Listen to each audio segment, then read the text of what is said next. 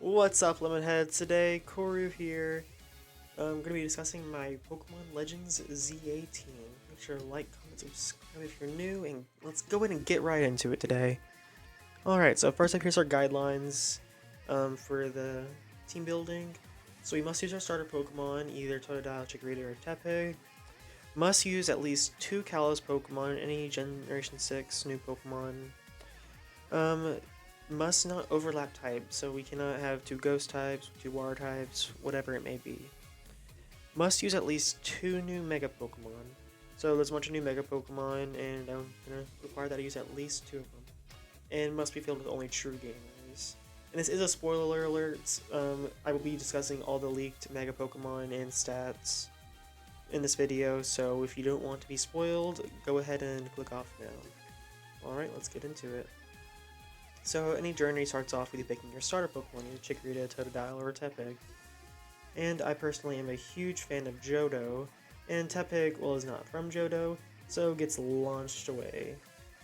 Because it's between Chikorita and Totodile for me. So first off, Chikorita has this Mega Meganium form, gain the Fairy type, and also coverage from moves like Dazzling Gleam, Disarming Voice, Draining Kiss, that sort of thing. And a massive special attack buff all the way up to 143. Nothing to scoff at for sure. Though it does gain a 4x weakness to poison, so something to be aware of. Next up, we're talking about Totodile. And Totodile is new Mega as well. Mega Feraligatr, which has quite a bit of controversy for looking like a toilet, but I digress. I still like the guy, and the animation of it looking just like a Totodile is very cute. And honestly, I really vibe with it. Outside of like the top little mask part, I feel like that should have been down a little bit more, but honestly the rest of it, I think it's perfectly fine. It's pretty basic, but I honestly like Feraligatr a lot as it is, so not changing too much is a-okay with me. Also getting a 143 attack buff, this time physical, not special, and this has really good coverage overall. And so with that, my decision is Totodile over Chikorita. So our first Pokemon is Feraligatr, new water and dragon type. Now, the dragon and fairy will serve a bit of an issue for us in terms of defense. So we'll need either a steel or a fairy type in order to tank those hits. So here's 6 Pokemon that I thought of after looking at the decks that has been leaked that I thought maybe it'll fit the team. Either I kind of like them, or they kind of seem like they could fit the bill what you want. So first off, the first one to go was Aegislash. Aegislash, while cool and all, has the ghost typing, and later on in this video I will be discussing another ghost type that I like much more than Aegislash and have to have on the team. It's a must-have. It's one of my top 3 favorite Pokemon of all time. Can't have a team without it, so we'll talk about that in a little bit. Next up, Klefki. Klefki, while typically a good Pokemon, no abilities will be in Pokemon Legends ZA, and losing Prankster is a huge deal for Klefki, and so it feels like it loses a lot of what it makes it itself, and with stats seeming to be a lot more important now, Klefki's stats really can't keep up with these others. And so the last one out of these to go is Skarmory. No real reason outside of Skarmory and I just like I don't vibe with him in the sense that I don't really like him that much. I mean, like, don't get me wrong, the new Mega looks cool and all. It's just, he's not my guy. You know, he's just not my guy.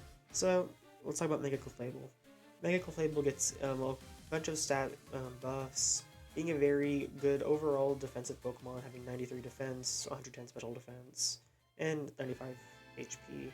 Also getting access to the Flying type, which is really cool. Getting the same typing as Togekiss, as well as a 135 special attack is very respectable. And a medium speed of 70, though speed is only determining how fast your moves reload in this game, so it's not going to be unworkable speed, it's very middling. So it has very good coverage as well. Flamethrower, Thunderbolt, Moonblast, Air Slash, Ice Beam, Shadow Ball, Psychic. Like, that coverage is insane, and coming from a 135 special attack, you can expect this thing to be knocking down some KOs left and right. So next up we have Florges, a Gen 6 Pokemon, which we do not have a native Gen 6 Pokemon yet, according to our guidelines. But has, without Mega Evolution, a 154 special defense hat, which is absolutely insane. This thing is a special wall and a half, and faster than Mega Clefable without even Mega Evolving. 75 base speed is definitely middling, but again, it's not a huge deal dealing with the Legend ZA since it's the timer and the moves instead of actual speed. And a very strong 112 special attack, while the other stats are kind of whatever. It also has access to grass coverage and healing, and doesn't have to take up my Mega Evolution. I know Mega Evolution can be happen to any Pokemon now, or like you can get the buffs, but not having to use it will definitely be helpful. As well as Mega Eternal Floettes is also an option, because this thing's stats is crazy. It has a 102 base speed, 148 special defense, which is a little bit lower than Florges, but more than makes up with it with that 155 special attack.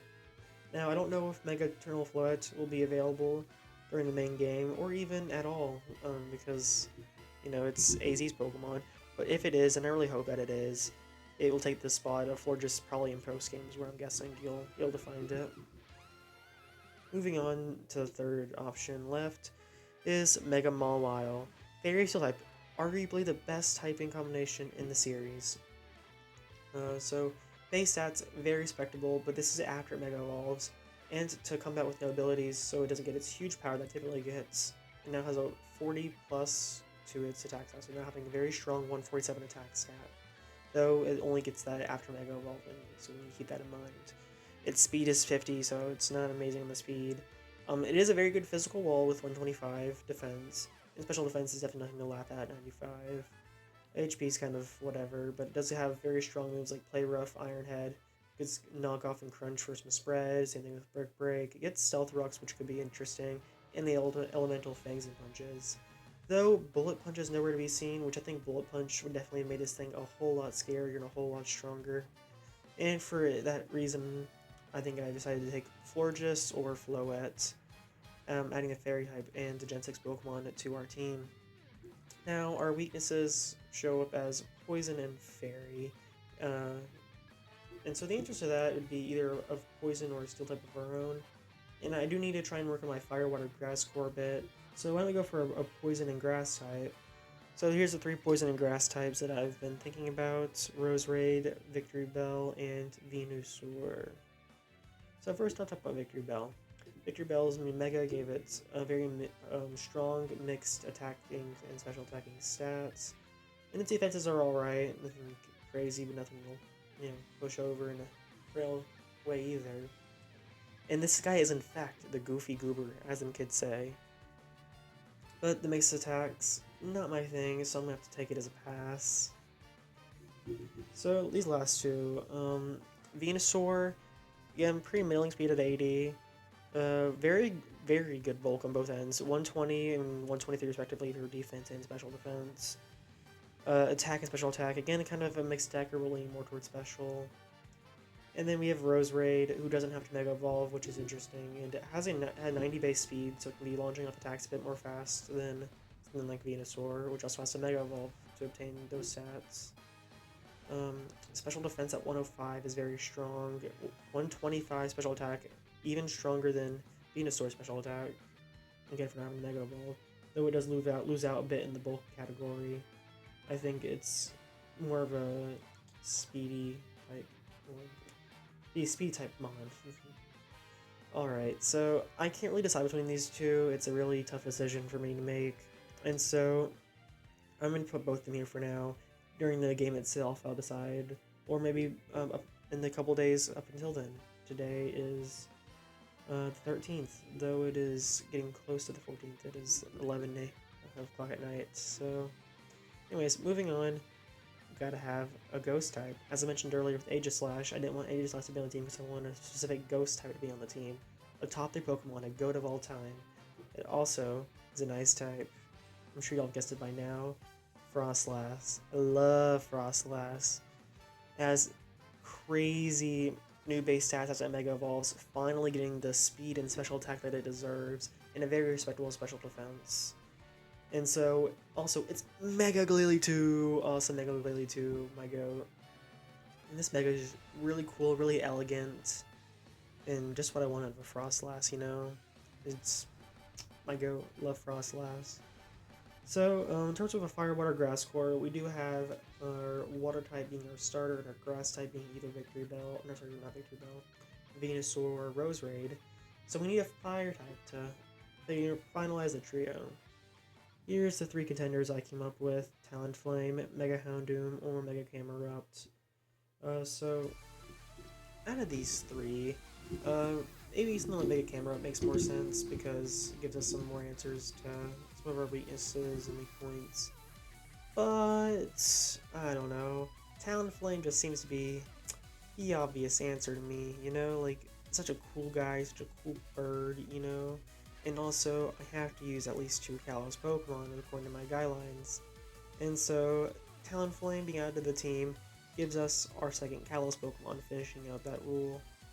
And so, we are now 5 Pokemon in. Only 1 Pokemon left. What Pokemon could we want? What do we want on our team? Well, my thoughts are we want a Fighting type. Now, there's 2 new Fighting type Megas that really intrigue me for this spot. We have either Mega Scrafty or Mega Phalanx. Both extremely strong physical units. Phalanx is extremely fast, surprisingly enough, and is just such a little goober.